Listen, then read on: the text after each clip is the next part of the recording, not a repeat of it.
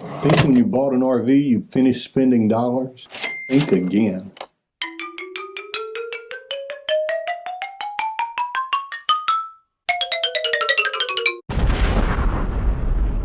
There's still quite a few things that you're going to need to buy to be comfortable on that very first trip. I'll talk about a few of those today. Hi, my name is Owen and you're watching the Travel and Fishing Adventures channel. We're really glad you're here. If you haven't already done so, if you want to keep track of where we are and the lessons that we teach, both from what we've learned and the mistakes that we've made along the way, make sure you punch on that subscribe button. Lynn and I really appreciate it. If you bought that new RV, good for you. But there's still a few things you need to buy, maybe even before you leave the sales floor. And you'll have a few decisions to make when you're sitting in front of that salesperson. Like, for example, do you want to get RV insurance from them? Do you want to shop for that yourself? Do you want to buy an extended warranty? Or another item you may want to think about is roadside assistance. We have AAA and we pay them a little extra so they'll come and get the RV if it breaks down. If you're buying an RV that you need to tow, surely you've thought about the tow vehicle.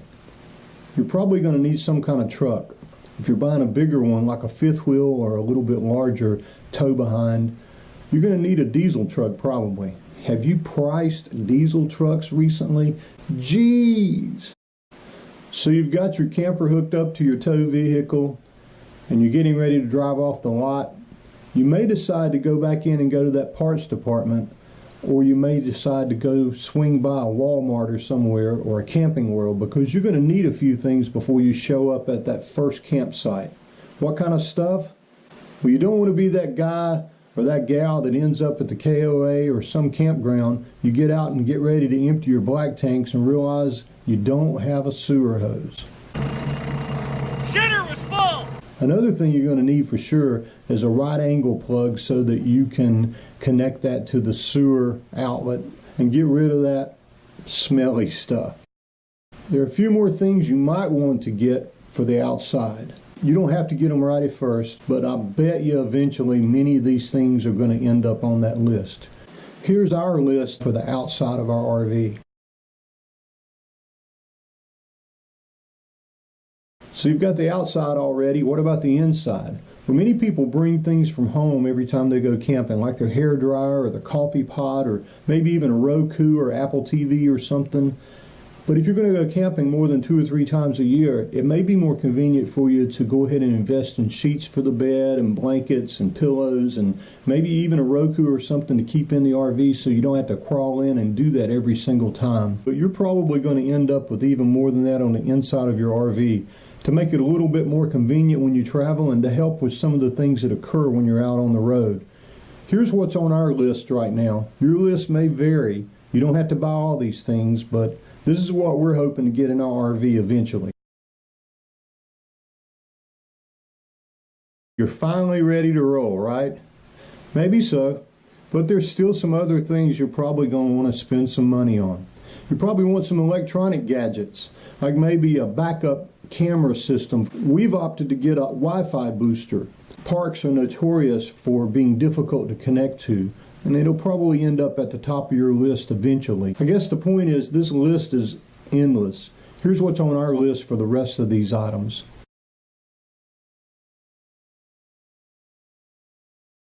Ooh, that's a lot of stuff, isn't it?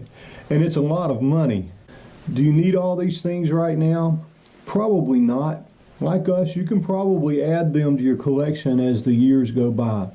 We don't have everything on this list yet either. In fact, there are a few things that we don't have yet that we really want, like a 4G booster that we can connect to cell phone towers when we're in remote areas. We don't have that yet, and it's really expensive, and like many of you, we've had to put it off. Another thing to consider is, do you have enough space to store all the things that you purchase? If you do, great. But if you don't and choose to go small, you may whittle down the list just because you don't think you need to carry so much. The bottom line is, it's your RV, it's your lifestyle, and it's your money, and they're all your decisions. Get the things that you feel like you just can't live without. Things that you think will add value to your everyday life. Get the basics at first, though, and get out there and start making memories. Start having your own adventure. And learn what you need. Learn what you can live with and learn what you can't live without. And those are the things like us that will make it to the top of your list. You might not need a mattress topper like we do. You may have a really good mattress, or you may sleep better than we do. You may not need a Wi-Fi booster because you don't care about connecting to the internet when you're out there, but we do. RVs are extremely popular right now. Many people are getting into them for the first time.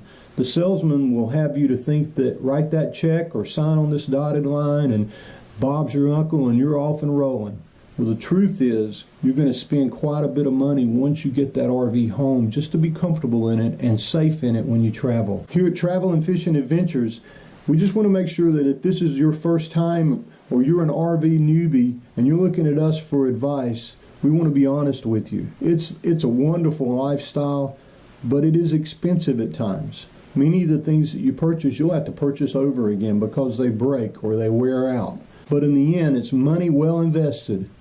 You'll end up with the time of your life. You'll end up with a lifetime full of memories in the hours and days and months that you spend in that new home on wheels. We sure hope you have as much fun with your new adventures as we do. Well, thanks for watching to the end of this. If you did, let me know you did down in the comments so I'll know who it is that really loves what we're doing. If this was helpful to you in any way at all, please take a moment and let us know in the comment section and click on that like button over there so that we know that you liked what we're doing.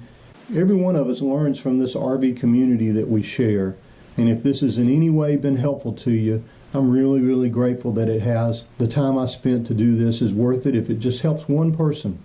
If you haven't subscribed, please make sure you do that. We'd really love to stay connected to you. Maybe we'll park right beside of you one of these days.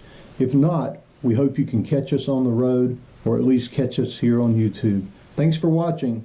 Have a safe and wonderful journey.